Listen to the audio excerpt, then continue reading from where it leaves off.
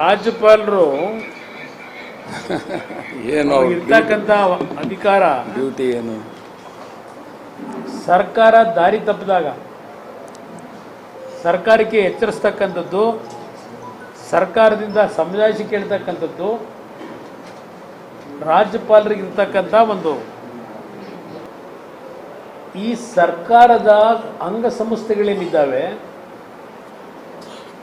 ಆ ಸಂಸ್ಥೆಗಳನ್ನು ದುರುಪಯೋಗ ಪಡಿಸ್ಕೊಳ್ತಕ್ಕಂಥದ್ದು, ಇಲ್ಲ ಅದರ ಮೇಲೆ ಆ ಸಂಸ್ಥೆಗಳ ಮೇಲೆ ಒತ್ತಡ ತರ್ತಕ್ಕಂಥದ್ದು ಇವತ್ತೇನು ಪ್ರಾರಂಭ ಆಗಿಲ್ಲ. ಇದು ದೇಶದಲ್ಲಿ ಹಲವಾರು ಹಿಂದಿನ ಪ್ರಸಂಗಗಳನ್ನು ಹೇಳಲಿಕ್ಕೆ ಹೋದರೆ ಹಲವಾರು ಉದಾಹರಣೆಗಳನ್ನು ಕೊಡಬಹುದು. ಆದರೆ ನಾವುಗಳು ಅಧಿಕಾರದಲ್ಲಿದ್ದಾಗ ಏನು ಮಾಡಿದ್ದೇವೆ, ಯಾವ ರೀತಿ ಸಂವಿಧಾನಕ್ಕೆ ಅಪಚಾರ ಬರದೇ ಇದ್ದಾಗೆ ಸಂವಿಧಾನಕ್ಕೆ ಒಂದು ಗೌರವ ಕೊಟ್ಟು ನಡೆದಿದ್ದೇವೆ, ಅದು ಮುಖ್ಯ ಇಲ್ಲಿ ಅನ್ನೋದನ್ನ ಮೊದಲು ಮುಖ್ಯಮಂತ್ರಿಗಳು ಅರ್ಥ ಮಾಡ್ಕೋಬೇಕು. ಈ ಕಾಂಗ್ರೆಸ್ ಪಕ್ಷದ ಮಂತ್ರಿಗಳು ಅರ್ಥ ಮಾಡ್ಕೋಬೇಕು. ಯಾವ ರಾಜ್ಯಪಾಲರು ಈ ಸರ್ಕಾರದ ಒಂದು ಪ್ರಕರಣವನ್ನು ಅವರ ಮುಂದೆ ಅರ್ಜಿ ಬಂದಾಗ ಅವರಿಂದ ಉತ್ತರವನ್ನು ಪಡೆಯತಕ್ಕಂಥದ್ದಕ್ಕೆ ಏನು ಸರ್ಕಾರ ಕಳಿಸಿದ್ರು, ಈಗ ಏನೋ ಈಗೆಲ್ಲ ಕೆಲವು ಡೆವಲಪ್ಮೆಂಟ್ ಆದ ಮೇಲೆ ಕ್ಯಾಬಿನೆಟ್ನಲ್ಲಿ ಇನ್ನು ಮುಂದಿನ ದಿನಗಳಲ್ಲಿ ಯಾವುದೇ ರಾಜ್ಯಪಾಲರಿಂದ ಪತ್ರಗಳು ಬಂದರೆ ಚೀಫ್ ಸೆಕ್ರೆಟರಿ ಆದಿಯಾಗಿ ಯಾರೂ ಉತ್ತರವನ್ನು ಕೊಡಬಾರದು, ಪ್ರತಿಕ್ರಿಯೆ ಕೊಡಬಾರದು ಅವರಿಗೆ. ಅದನ್ನು ನಮ್ಮ ಕ್ಯಾಬಿನೆಟ್ ಮುಂದೆ ತರಬೇಕು. ಹೀಗೆ ಹಲವಾರು ರೀತಿಯ ಒಂದು ತೀರ್ಮಾನಗಳನ್ನು ಹೊಸದಾಗಿ ಆಡಳಿತದಲ್ಲಿ ಇವತ್ತು ಜಾರಿಗೆ ತರತಕ್ಕಂಥ ಕೆಲಸವನ್ನು ಮುಖ್ಯಮಂತ್ರಿಗಳೇನು ಮಾಡ್ಕೊಂಡಿದ್ದಾರೆ, ಅವರ ಸಚಿವ ಸಂಪುಟದ ಸದಸ್ಯರು. ಬಹುಶಃ ಅದಕ್ಕೆ ಕಾರಣ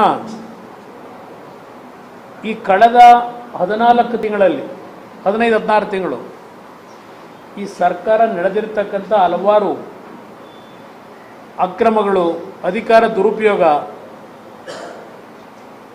ಇದೆಲ್ಲವೂ ಹೊರಗೆ ಬರಬಾರದು ಅಂತಕ್ಕಂಥ ಹಿನ್ನೆಲೆಯಲ್ಲಿ ಕ್ಯಾಬಿನೆಟ್ಗಳಲ್ಲಿ ಇವತ್ತಿನ ತರಾತುರಿಯ ನಿರ್ಧಾರಗಳನ್ನು ಮಾಡ್ತಾ ಹೊರಟಿದ್ದಾರೆ. ಅವರು ಹೇಳಿದ್ದಾರೆ, ನನಗೆ ರಾಜಕೀಯ ಜೀವನದಲ್ಲಿ ರಾಜಕೀಯದ ಒಂದು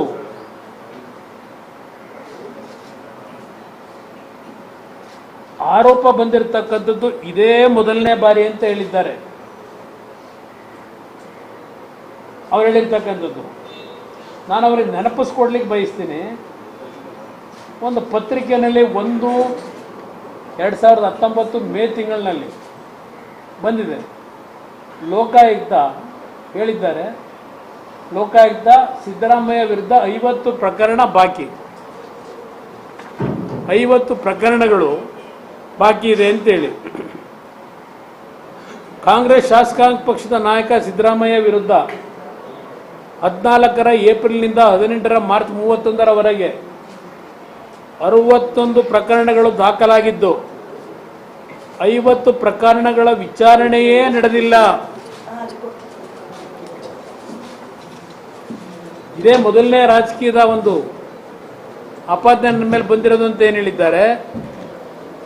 ಇಲ್ಲಿದೆ ಎಷ್ಟು ಪ್ರಕರಣ ಅಂತ ಹೇಳಿ ಹೇಳ್ತಾರೆ. ಅವತ್ತಿನ ಲೋಕಾಯುಕ್ತ ನ್ಯಾಯಮೂರ್ತಿಗಳು ಸಂಸ್ಥೆಯಲ್ಲಿ 7,000ಕ್ಕೂ ಅಧಿಕ ಪ್ರಕರಣಗಳು ದಾಖಲಾಗಿವೆ, ಜ್ಯೇಷ್ಠತೆಯ ಆಧಾರದಲ್ಲಿ ಪ್ರಕರಣಗಳ ವಿಚಾರಣೆ ನಡೆಸಲಾಗುತ್ತಿದೆ, ಯಾವುದೇ ಪ್ರಕರಣಗಳ ವಿಚಾರಣೆ ವಿಳಂಬ ಮಾಡಿಲ್ಲ ಅಂತ ಹೇಳ್ತಾರೆ.